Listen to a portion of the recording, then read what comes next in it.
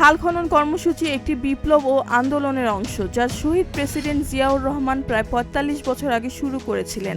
এমন মন্তব্য করেছেন পানি সম্পদ মন্ত্রী শহীদ উদ্দিন চৌধুরী অ্যানি।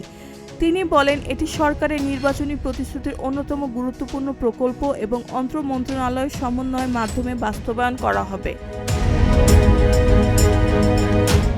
মন্ত্রী জানান, আগামী ৫ বছরে মোট ২০,০০০ কিলোমিটার খাল খননের লক্ষ্যমাত্রা নির্ধারণ করা হয়েছে।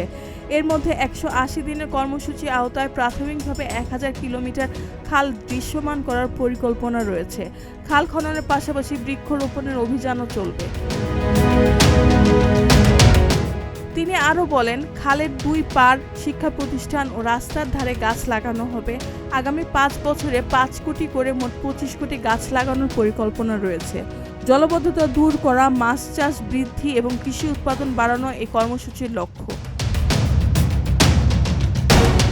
মন্ত্রী বলেন, খাল খনন কার্যক্রম সফল করতে দখলদার উচ্ছেদ, বর্জ্য ব্যবস্থাপনা ও স্থানীয় জনগণের সহযোগিতা প্রয়োজন।